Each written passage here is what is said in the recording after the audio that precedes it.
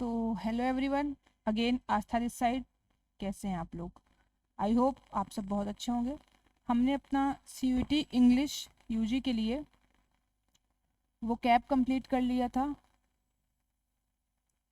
और कोर और बेस जिसमें हमारा part of speech, figure of speech, ये सब आता है, ये भी कंप्लीट कर लिया था। तो आज हम बात करेंगे, ये दोनों हमारे हो गए थे, तो आज हम बात करेंगे CUET UG का सबसे इम्पॉर्टेंट टॉपिक, जो सबसे इम्पॉर्टेंट भी और आपके लिए बहुत ज़रूरी इसलिए भी है क्योंकि इससे आपको मार्क्स ज़्यादा से ज़्यादा आप गेन कर सकते हो अगर आप ध्यान से करोगे तो। वो है रीडिंग कॉम्प्रिहेंशन, जिसे बोलेंगे लॉजिकल के अंदर आता है। रीडिंग कॉम्प्रिहेंशन RC बहुत इंपॉर्टेंट है। हमेशा हर ईयर 3 से 4 आते हैं, वैसे मोस्टली 3 आते हैं, बट कभी कभी जैसे कि मैंने दिया था तो 3 आए थे, लेकिन फिर 4 भी आते हैं। और हर एक उसमें 5 क्वेश्चन होते हैं, एक क्वेश्चन 5 मार्क्स का। तो आपका अगर 3 आया तो 25 × 3 25 मार्क्स आपको मिल जाएंगे। 4 आया तब तो 100 मिल जाएंगे। जनरली 5 क्वेश्चन होते हैं, कभी कभी 3 भी होते हैं, लेकिन ये पार्ट बहुत इंपॉर्टेंट है क्योंकि आप अगर ध्यान से करोगे तो इसमें आपके 75 से 100 मार्क्स सिक्योर हो जाएंगे। तो ये रीडिंग कॉम्प्रिहेंशन हमने लिया हुआ है। PYQ है कुछ इसमें, शायद 5 या 4 रीडिंग कॉम्प्रिहेंशन हमने लिए हैं। इसमें से कुछ PYQ हैं और कुछ प्रैक्टिस सेट हैं। तो रीडिंग कॉम्प्रिहेंशन करते टाइम आपको 5 चीज़ें, बहुत अभी से आप इसको प्रैक्टिस करोगे तभी भी बहुत अच्छा हो जाएगा। पहला, आपको घबराना नहीं है, डरना नहीं रीडिंग कॉम्प्रिहेंशन से। पढ़ना है और फिर आंसर फाइंड करना है। दूसरा, जल्दीबाजी नहीं करनी है, बिल्कुल भी जल्दीबाजी नहीं कि तुरंत तुरंत जो कर करके, पता है टाइम कम रहता है, उसकी भी ट्रिक हम बताएंगे कि टाइम कम है तब आपको कैसे अटेंड करना है। उसके बाद तीसरा है कि आपको अपनी वोकैब बहुत अच्छी करनी है। अपनी वोकैब आप जितना रीड करोगे, जितनी अच्छी करोगे, आपकी वोकैब अच्छी रहेगी तो रीडिंग कॉम्प्रिहेंशन बिल्कुल अच्छा रहेगा। चौथा है कि आपको अभी आप रीडिंग कॉम्प्रिहेंशन करने में मुश्किल से 20 to 25 मिनट्स लगते हैं। आप एक कॉम्प्रिहेंशन रोज प्रैक्टिस करोगे तो आपका स्पीड बहुत अच्छा हो जाएगा। तो ये कुछ बातें हैं जो आपको ध्यान में रखनी है ये करते टाइम। रीडिंग कॉम्प्रिहेंशन अभी से आप प्रैक्टिस करोगे तभी भी बहुत अच्छा हो जाएगा, आप बहुत अच्छा करोगे रीडिंग कॉम्प्रिहेंशन में। अब रीडिंग कॉम्प्रिहेंशन को सॉल्व करने के 2 तरीके हैं, जैसे कि मैंने आपको बताया। सपोज आपके पास टाइम नहीं है, आप इसको सबसे लास्ट में टैकल कर रहे हो, सपोज, वो तो आप अपनी स्ट्रेटेजी पे बताओ आप कैसे करते हो, बट आप इसको लास्ट में टैकल कर रहे हो। आपके पास CUET में टाइम बहुत कम होता है और आपको क्वेश्चन ज़्यादा 40 क्वेश्चन अटेम्प्ट करने होते हैं और टाइम बहुत कम रहता है। तो आप इसको अगर ध्यान ध्यान से रीड करते हो जाओगे, एक एक क्वेश्चन, एक एक चीज़ों को एकदम लाइन को एकदम ध्यान से रीड करोगे तो थोड़ा ये टाइम टेकिंग है, टाइम ज़्यादा लग सकता है। तो एक शॉर्टकट बोलो या ट्रिक बोलो इसको रीड करने की, वो ये है कि आप एक बार इसको थॉरली पढ़ लो, चाहे तो आप स्किप भी कर दो, ना पढ़ो, डायरेक्ट आ जाओ आप क्वेश्चन पे। क्वेश्चन पढ़ो, जैसे हम इसके क्वेश्चंस पे आएंगे। ये क्वेश्चन पढ़ो, the central theme of Swami Vivekananda 1893 speech was, ये पढ़ लिया आपने question.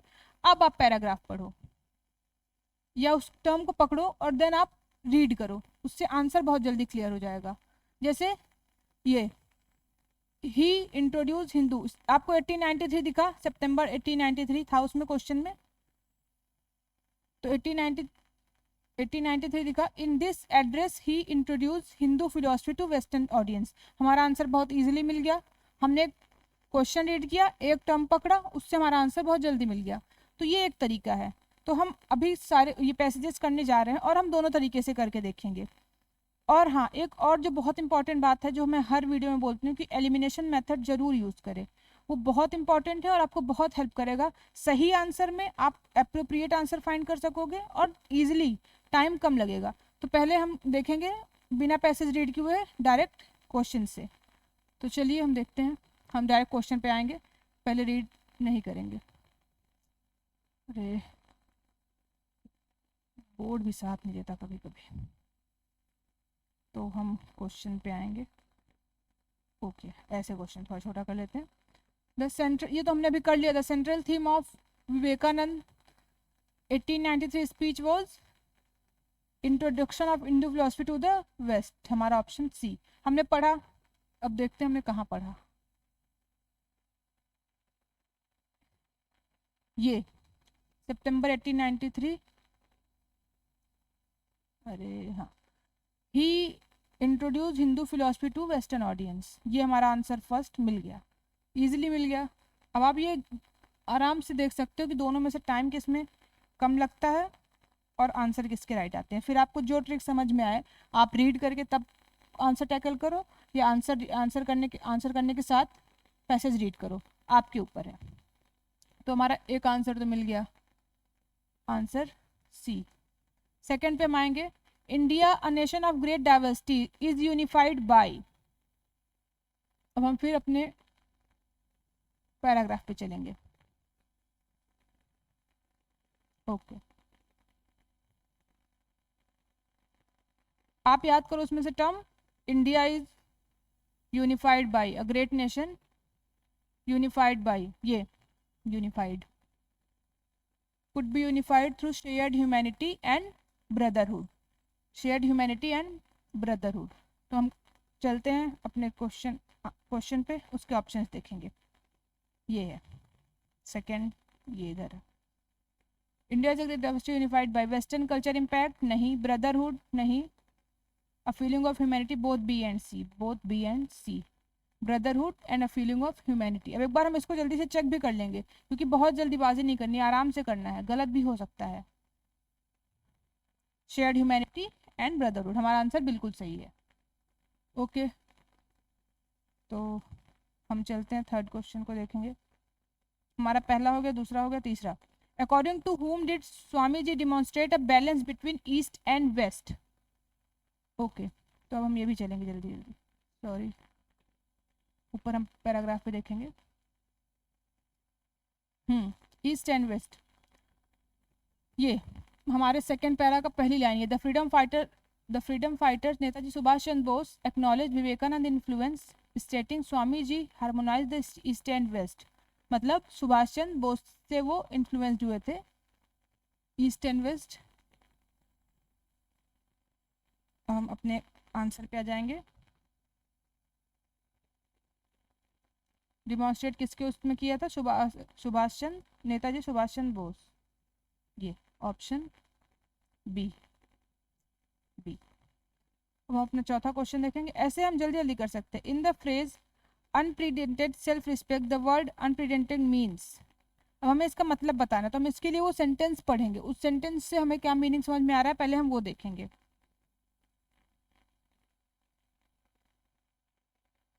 Unprecedented self respect, okay.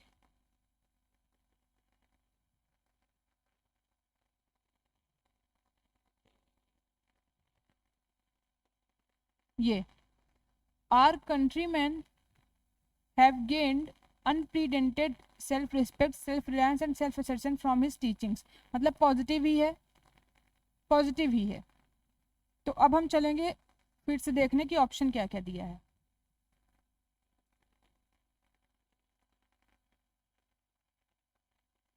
unwelcomed, unreasoned, uncalled, unparalleled. In the phrase unprecedented self-respect, the word unprecedented means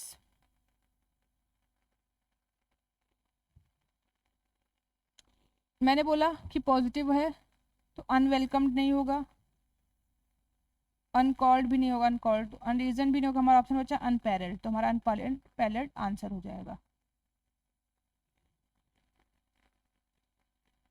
Vivekananda conveys his view through, Vivekananda ने अपना व्यू किसके थ्रू पे किसके थ्रू बताया है। तो हम फिर ऊपर चलेंगे, विवेकानंद ने अपना व्यू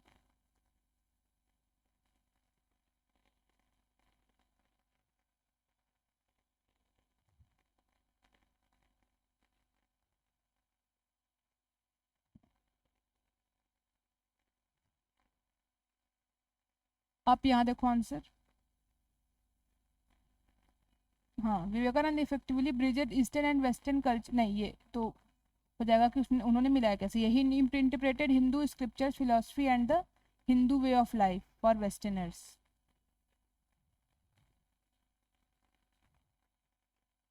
ये हमारा आंसर हो जाएगा, मतलब हमें अभी यही मिला है।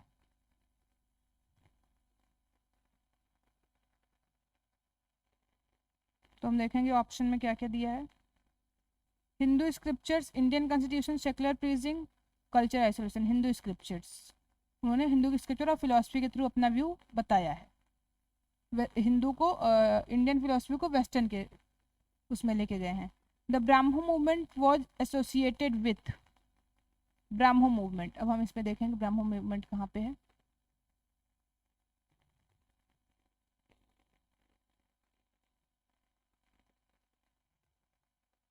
ये for a period of Vivekananda was associated with Brahmo movement led by Keshav Chandra. He also challenged the validity of superstitious custom and discrimination rooted in the caste and religion. Caste and religion से related है, sorry. तो हम देखते हैं Brahmo movement में क्या है।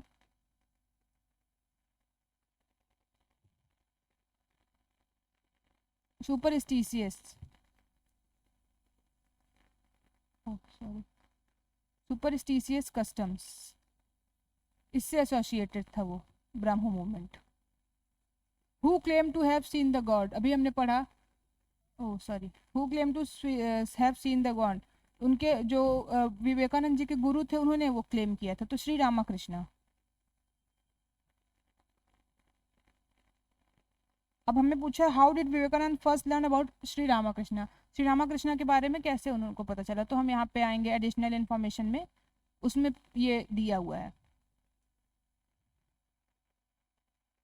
During period Vivekananda learn about, ये जब वो स्पिरिचुअल क्वेश्चनिंग कर रहे थे, तब उन्होंने विवेकानंद रामाकृष्ण के बारे में विलियम हेस्टिंग से जाने चर्च कॉलेज में अपने। तो अब हम ये आंसर देखेंगे, जब वो स्पिरिचुअल लर्निंग कर रहे थे तब उसके थ्रू वो रामाकृष्ण के बारे में जाने। At Kali temple at the word from William Hastings in दक्षिणी, फ्रॉम विलियम हेस्टिंग, उसमें साफ साफ नाम दिया है, विलियम हेस्टिंग से उन्होंने रामाकृष्ण के बारे में जाने। सुपीरियरिटीज कस्टम, ये हो गया, हम क्वेश्चन 8 तक कर चुके हैं विदाउट रीडिंग पैरा, भी हमने एक बार भी पैरा रीड नहीं किया, बस अपने क्वेश्चंस का आंसर फाइंड कर रहे हैं। The relationship between Vivekananda and Shri Ramakrishna was that of learned and learner, teacher and student, fellow thinkers, master and associate। Teacher and student, Vivekananda के गुरु थे रामाकृष्ण, विवेकानंद के गुरु थे। Where can god be seen, भगवान कहाँ देखे जा सकते हैं। अब हम ये आर्सेनिक में खुद मैं देख, अब आपको आंसर यहाँ पे he directly asked Sri Ramakrishna, sir, have you seen God without yes, I have।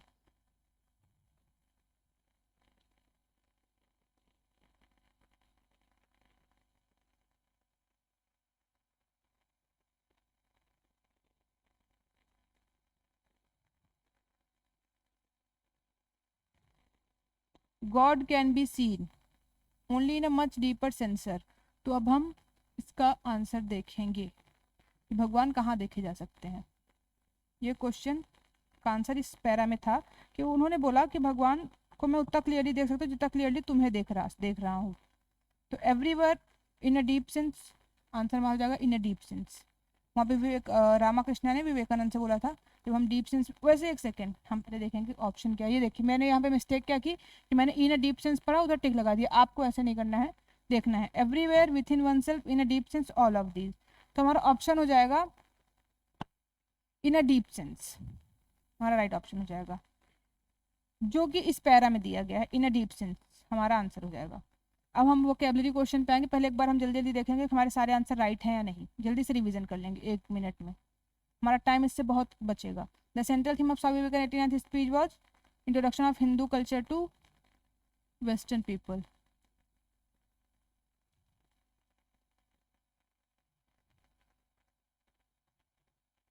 फिर second, western India nation great diversity is unified by brotherhood and feeling of humanity, हमने पढ़ा था, तो ये हमारा आंसर हो जाएगा। अब आप खुद से क्वेश्चन टैकल करोगे। According to whom did Swami ji demonstrate a balance between east and west, Netaji Subhash Chandra Bose.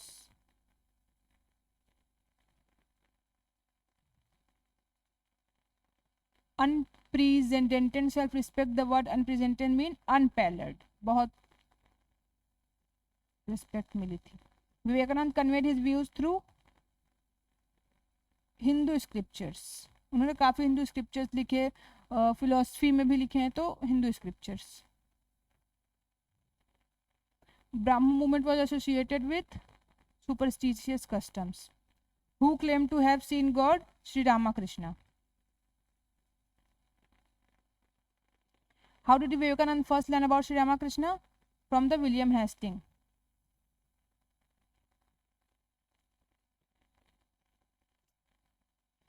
Pen कभी पेन साथ में था, कभी बोर्ड साथ नहीं दे रहा है. The relationship between Vivekananda and Sri Ramakrishna is teacher and student, follower and disciple, teacher and student.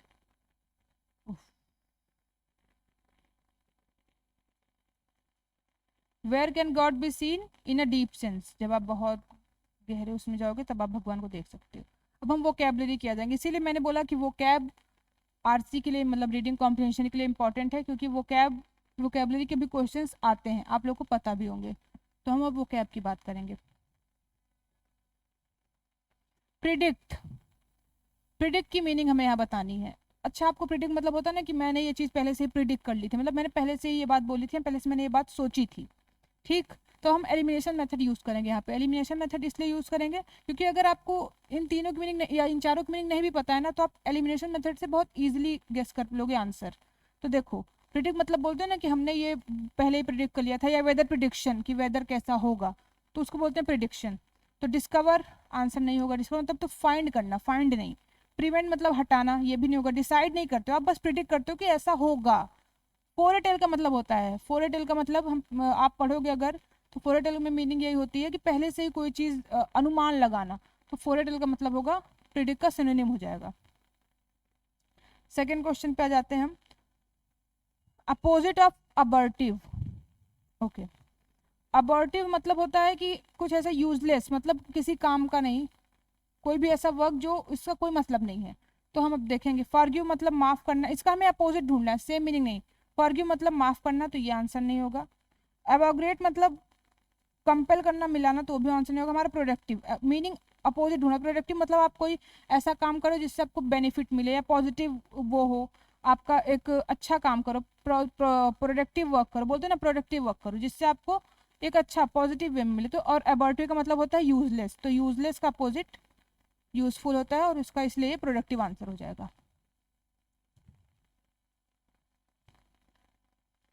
Confront की मीनिंग बतानी है हमें. ओके, कॉन्फ्रंट करना, हम बोलते हैं ना किसी चीज़ को कॉन्फ्रंट करो, मतलब उसको सामना करो उस चीज़ का. तो कॉन्फ्रंट की तो इंजर नहीं होगा. इंजर मतलब हार्म करना होता है. रिडिकुलस, रिडिकुलस में आप रिडिक्यूल देखते हो तो वो भी नहीं होगा. टॉलरेट मतलब बर्दाश्त करना, तो बर्दाश्त नहीं, फेस करना. बोलते हैं ना जब आप कॉन्फ्रंट करना भी होता है और बोलते हैं ना कि अपने डिफिकल्टीज को फेस करो, तो इधर आंसर हो जाएगा फेस करना. कॉन्फ्रंट का मतलब होता है किसी चीज़ को उससे मतलब हटना नहीं कि अरे नहीं नहीं, तो बोलते हैं ना कॉन्फ्रंट करो, डर क्यों रहे हो, कॉन्फ्रंट करो, तो वो फेस करना. हमारा ऑप्शन हो जाएगा बी. परफेक्ट का हमें अपोजिट बताना है, एंटोनिम बताना है. अगली, इम्परफेक्ट, कंप्लीट, डिफेक्ट. तो परफेक्ट का इम्परफेक्ट आपको दिख ही रहा है. कंप्लीट मतलब पूरा नहीं होगा. डिफेक्ट मतलब कुछ टूटा फूटा, तो ये भी नहीं होगा. अगली मतलब बदसूरत, तो नहीं होगा. हमारा ऑप्शन सी राइट हो जाएगा. आप इजीली कर सकते हो एलिमिनेशन मेथड से, तो इसलिए मैं बोलती हूँ एलिमिनेशन मेथड बहुत इंपॉर्टेंट है. Choose the word. अब कंपैशन का सिमिलर मीनिंग बताना है हमें. कंपैशन जब आप किसी के प्रति सिंपथी होते हो, सिंपथी होती है आपकी, या बुरा लगना किसी के दुख में, तो उसको हम कंपैशन कहते हैं. अब उसका सेम मीनिंग हमें बताना. तो स्टूपिडिटी तो बेवकूफ़ी नहीं होगा. डिसएग्री किसी बात में एग्री नहीं करना, मतलब नहीं मानना, तो वो. क्रूएलिटी मतलब क्रूरता, तो क्रूरता भी नहीं होगा. हमारा बच्चा काइंडनेस. काइंडनेस का मतलब भी यही होता है कि दयालुता होना, किसी के प्रति सिंपथी होना, मिजरी में नहीं देख पाना लोगों को, तो इसलिए हमारा ऑप्शन हो जाएगा ए. मोर्टल की हमें अपोजिट मीनिंग बतानी है. मोर्टल की हमें अपोजिट मीनिंग बतानी है. तो मोर्टल का अपोजिट आपको यहाँ दिख रहा होगा, इमोर्टल. मोर्टल मतलब होता है कि जो इजीली डेथ हो जाए. इमोर्टल मतलब होता है कभी उसकी डेथ ना हो, तो हमारा ऑप्शन हो जाएगा बी, इमोर्टल. डिवाइन मतलब होता है डिवाइन पावर, लाइक अ गॉड, तो ये ऑप्शन नहीं होगा. स्पिरिचुअल, स्पिरिचुअल आप जानते ही हो, स्पिरिचुअल हम बोलते हैं ना, बी स्पिरिचुअल मतलब भगवान, अध्यात्म की ओर, तो ये भी नहीं होगा. इटर्नल भी नहीं होगा. हमारा ऑप्शन बी राइट हो जाएगा.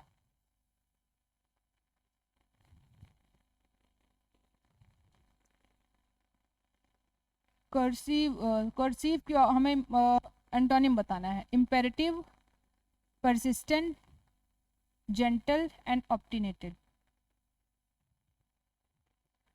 ओके, तो कर्सिव का मीनिंग होता है हार्ड या टफ,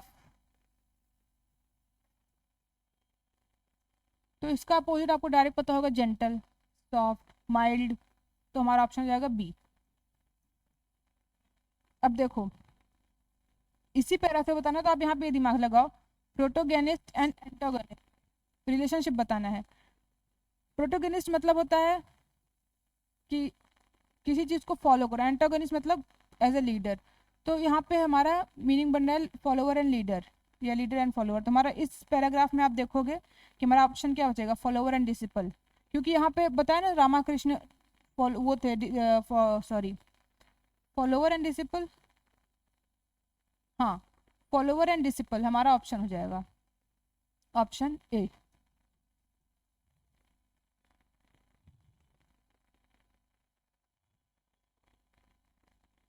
आई थिंक ये आंसर रॉन्ग है, मुझे ऐसा लग रहा है, क्योंकि फॉलोवर एंड डिसिपल नहीं होगा, टीचर एंड डिसिपल होता तो सही होता। यस एग्जैक्टली, मैं बोल रही थी ना, मुझे गलत लग रहा था। प्रोटोगेनिस्ट मतलब फॉलो करना और किसी को फॉलो करना, तो हमारा eagerness and insensitivity right answer होगा, बी।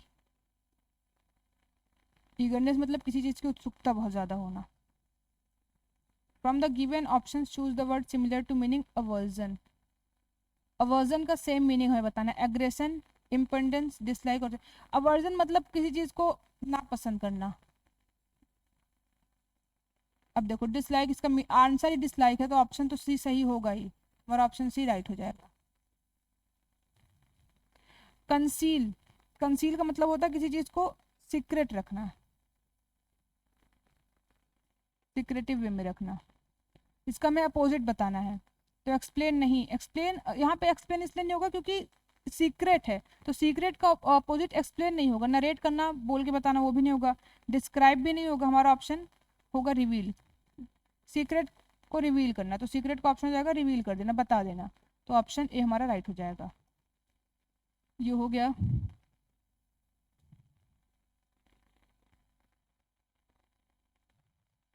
ये हमारा पहला पैरा खत्म हो गया।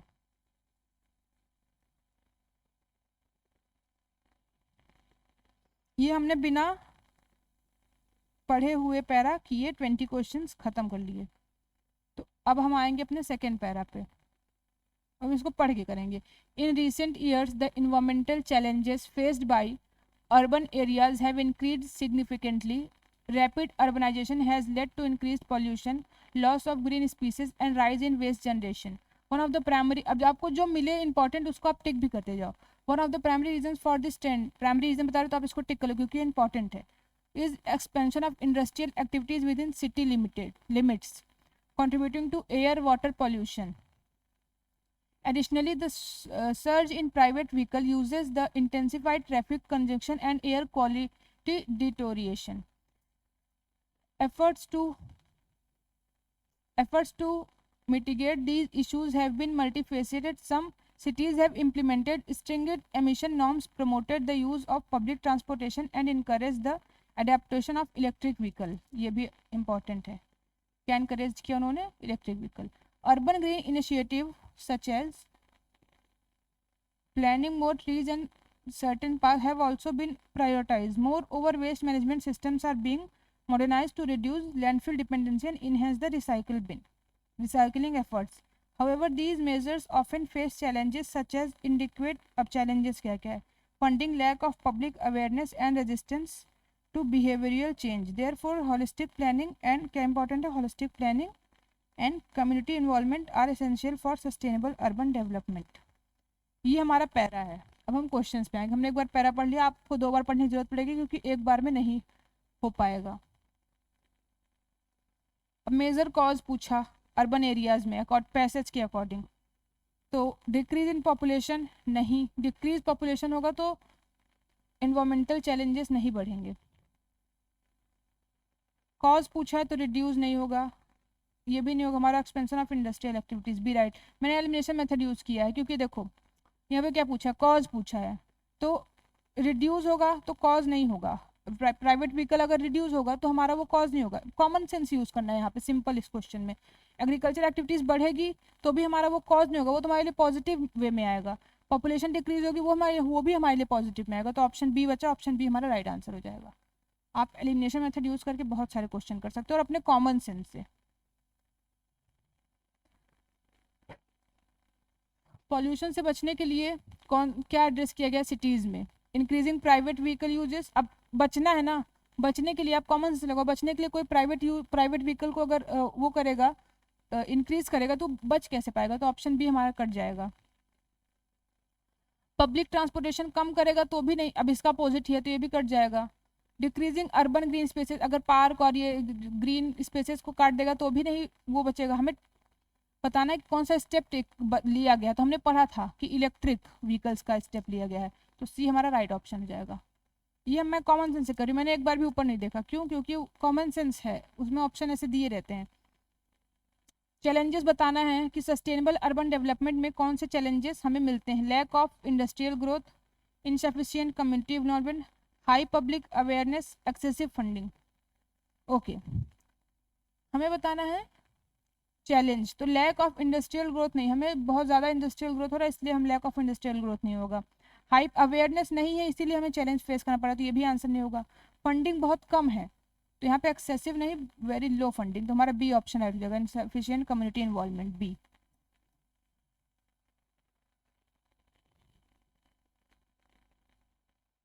Holistic planning in the passage बताना है। हॉलिस्टिक प्लानिंग का मीनिंग क्या है? Considering only environmental factors, focusing on short term solution involving multiple expect and community participation, ignoring public opinions. तो हमें इसका ऑप्शन हमारा राइट हो जाएगा सी। हॉलिस्टिक मतलब जिसमें हम सब एक ही सारे पार्ट को या सारी पॉइंट ऑफ व्यू को देख के फिर अपना डिसीजन ले। तो इन्वॉल्विंग मल्टीपल एस्पेक्ट, सारे एस्पेक्ट से सोच के, सारे पॉइंट ऑफ व्यू से सोच के तब हम अपना आंसर लें, इसलिए हमारा आंसर राइट हो जाएगा involving multiple aspects. What is the primary focus of urban green initiative mentioned in the passage? Urban green initiative में हमने पढ़ा था पार्क से रिलेटेड था, तो हम देखेंगे ग्रीन कवर एंड रिक्रिएशन, हमारा राइट आंसर हो जाएगा। आप दोबारा ये करने से पहले आप उसमें पैसेज में देख सकते हो, लेकिन मुझे वो मैंने अंडरलाइन किया था तो मुझे याद है, इसलिए मैंने ये आंसर टिक कर लिया। हमारा पैसेज थर्ड है the concept of sustainable agriculture. अब हम इसको करेंगे बिना ये रीड किए, पहले क्वेश्चन पे जाएंगे। What is the primary goal of sustainable agriculture as describe in the passage? अब हम पढ़ेंगे तो जल्दी जल्दी पढ़ेंगे, देखेंगे कहाँ पे है ये सस्टेनेबल। आप ऐसे फाइंड कर सकते हो, sustainable agriculture aims to meet societies food and textile need without compromising future generations ability. मतलब अभी की ज़रूरतें भी पूरा करना और फ्यूचर में कोई दिक्कत ना होने पे। तो हम ये ऑप्शन में देखेंगे है ये आंसर या नहीं। Meeting current and future food needs without harming the environment, हमारा राइट आंसर हो जाएगा सी। फिर से हम क्वेश्चन देखेंगे, सॉरी, हाँ। Which practice mention in the passage is commonly used in sustainable agriculture? Sustainable agriculture में कौन सी प्रैक्टिस यूज की जाती है? ओके,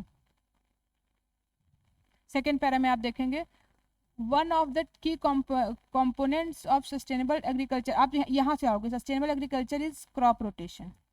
क्रॉप रोटेशन हमारा बहुत इंपॉर्टेंट है, तो हमारा ऑप्शन हो जाएगा। अब हम देखेंगे क्रॉप रोटेशन हमारे ऑप्शन में है कि नहीं। बिल्कुल है, तो हमारा ऑप्शन बी राइट हो जाएगा। थर्ड क्वेश्चन है what is the significant barrier to adopting sustainable agriculture according to the passage? High productive resistance from conventional farmers, abundant natural resources, easy access to bio fertilizers. हमारा ये option है, क्या पूछा? What is significant barrier to adopting sustainable agriculture according to the passage? Passage के according barrier क्या है sustainable agriculture करने के लिए? सस्टेनेबल एग्रीकल्चर हम करना चाह रहे हैं, लेकिन हमारे इसमें चैलेंजेस क्या आ रहे हैं, तो हम ये देखेंगे। अब हम यहाँ पे पढ़े थे एग्रीकल्चर, इसके नीचे ही होगा कहीं, क्योंकि आप वहीं से स्टार्ट हुए थे। ओके, यहाँ पे हाँ, however despite its benefit the adoption of sustainable agriculture faces challenges. High initial cost, lack of awareness and resistance from conventional farmers are significant barriers. Okay, resistance from conventional, sorry, हाँ, resistance from conventional farmers are significant barriers, हमारा option मिल गया हमें answer. Resistance from conventional farmers.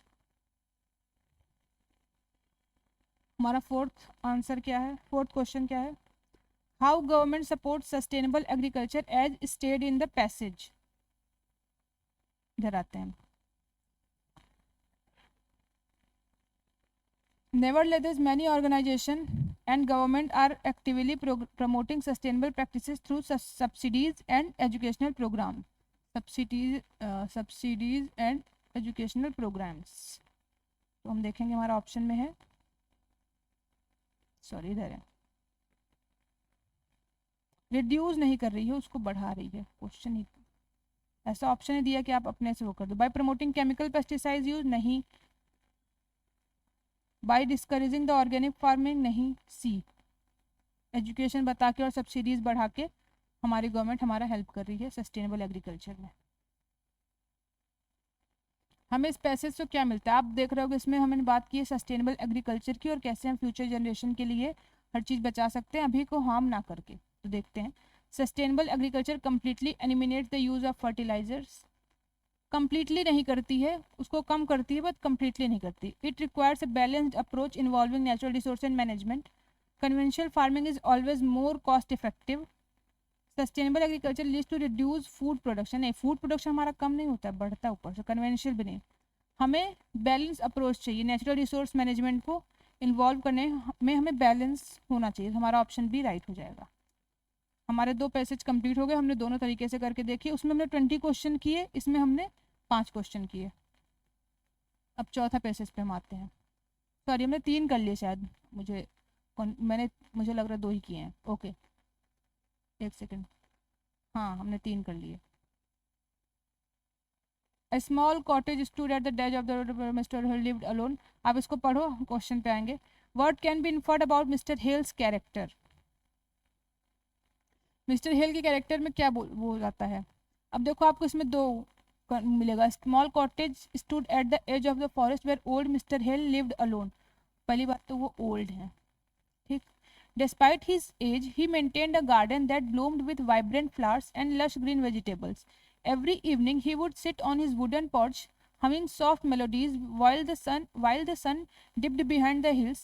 One day, a young boy named Sam visited the cottage, curious about the old man's stories. As they talked, Mr. Hale shared tales of his youth, adventurous through the same forest, chasing wild rabbits, and ये इनके youth की बात है, rabbits, and helping his father plant the first rose bush in the garden. Sam listened, captivated by the vivid memories. हमें बताना है mister हिल का character. यहाँ पे ये नहीं बोला है कि वो यंग में कैसे थे, वो अभी की पूछ रहा है, तो हमें बताना है he is adventurous and is नहीं होगा। अगर यहाँ बोलता ही वॉज एडवेंचरस तो ये ऑप्शन सही होता, तो ये हमारा ऑप्शन गलत है।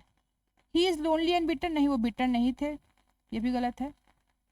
He is wealthy and arrogant, arrogant भी नहीं थे। ही इज काम एंड नॉस्टैल्जिक, मतलब शांत थे और अपने पुराने उसमें जाने के, तो हमारा सी हो जाएगा राइट आंसर। नॉस्टैल्जिक, अपने पुरानी बातों को याद करते थे, हंसते थे।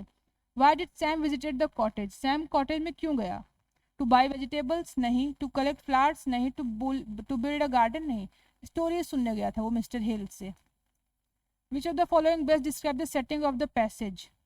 A bustling city, a quiet forest age, a busy marketplace, a coastal town.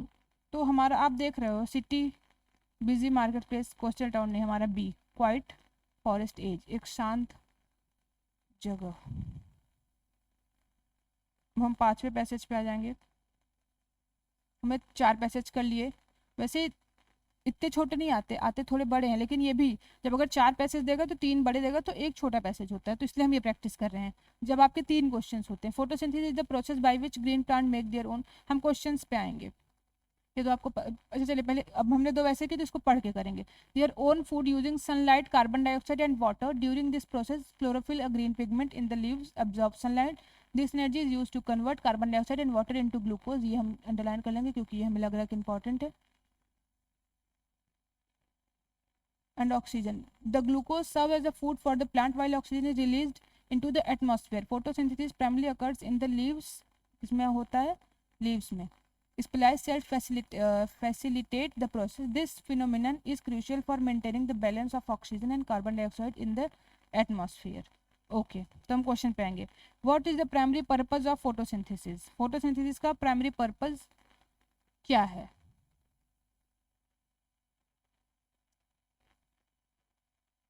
Photosynthesis का बताना है।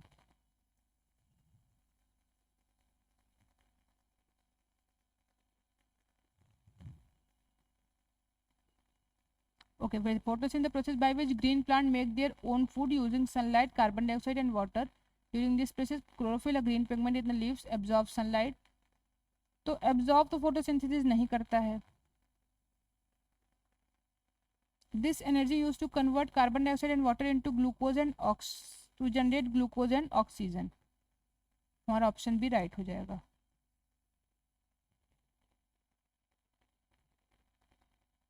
फोटोसिंथेसिस के लिए कौन सा इंपॉर्टेंट है? क्लोरोफिल इंपॉर्टेंट एलिमेंट है. लीव्स क्या करती हैं? They absorb carbon dioxide and sunlight, they release carbon dioxide, they convert oxygen into glucose. Leaves हमारी क्या करती हैं? लीव्स, अब हम ऊपर पढ़ेंगे फिर से.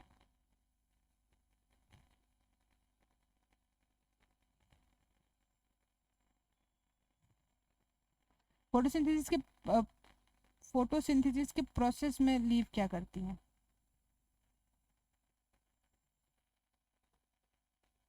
सनलाइट एब्जॉर्ब करती हैं. सॉरी, सनलाइट एब्जॉर्ब करती हैं. They absorb carbon dioxide and sunlight. Option B हमारा राइट हो जाएगा. ये थे हमारे कुछ आरसी मतलब रीडिंग कॉम्प्रिहेंशन जो हमने अभी प्रैक्टिस किए. मैं अगेन बोलूँगी कि आपको कुछ बातों का ध्यान रखना, जल्दीबाजी नहीं करनी है, आपको आराम से करना है. अगर आपके पास टाइम कम है तो आप एक बार उसको थॉरली रीड करो, उसके बाद आप क्वेश्चन पे जाओ, फिर क्वेश्चन में एक टर्म उठा के उधर आप फिर ऊपर से पैसेज पढ़ो और आंसर तुम्हें जल्दी मिल जाएगा. उसके बाद एलिमिनेशन मेथड यूज़ करो और अपना कॉमन सेंस भी यूज़ करो. अगर कॉज पूछा है तो कॉज से रिलेटेड होगा, उसमें पॉजिटिव, उसमें ऑप्शन ऐसा देता है कि आपको लगेगा अरे ये तो सही है, बट वो नहीं होता. आप कॉमन सेंस यूज़ करोगे तो आपको समझ में आएगा. और अगर अभी से भी आप एक पैसेज डेली प्रैक्टिस करोगे तो आप इजीली कर ले जाओगे, एग्जाम में इजीली टैकल कर ले जाओगे. जल्दीबाजी नहीं करनी है, एलिमिनेशन मेथड यूज़ करना है. और अगर टाइम कम है तो आप ये तरीका यूज़ कर सकते हो कि जैसे मैंने अभी किया, क्वेश्चन रीड करने के बाद पैसेज पढ़ा या उससे रिलेटेड फिर क्वेश्चन आंसर ढूंढने के लिए पैसेज पढ़ा. तो आप ये तरीका भी यूज़ कर सकते हो अपने एग्जाम में. उसके अलावा डरना नहीं है पैसेज से, आराम से करना है. उसको एक दो बार रिवाइज भी कर लोगे क्योंकि 40 क्वेश्चंस आपको टैकल करने रहते हैं तो थोड़ा टाइम कम रहता है. तो आप ये तरीका अपना सकते हो. उसके अलावा एक पैसेज आप डेली प्रैक्टिस करोगे तो हो जाएगा. वो कैब अपनी अच्छी करो, थोड़ी सी रीडिंग करो, अभी टाइम है. ओके, तो बस आरसी हमारा कंप्लीट हो गया. आप भी ऐसे प्रैक्टिस कर सकते हो इसमें. और बहुत बहुत ही गेयरिंग पार्ट है आपके एग्जाम में. सबसे मुझे लगता है मार्क्स यहीं से मिलते हैं आपको. आप अगर ध्यान से करोगे, बहुत अच्छे से करोगे, एकदम सही करोगे, एलिमिनेशन मेथड यूज़ करके करोगे तो आपको बहुत अच्छे मार्क्स यहाँ से मिलेंगे. क्योंकि बहुत मार्क्स गेनिंग है. 5 मार्क्स के क्वेश्चन है. अगर शुरू में 2 पैसेज में तो 5 क्वेश्चन आने हैं तो आप खुद ही देख लो. 5 5 जो 25 50 मार्क्स आपको ऐसे मिला. फिर तीसरे में 3 आए या 5 आए, डिपेंड करता है. तो आप ऐसे करके क्वेश्चंस बहुत ईजिली कर सकते हो. तो बिल्कुल डरना नहीं है, आराम से करो, प्रैक्टिस करते रहो, पढ़ते रहिए. All the best. Thank you.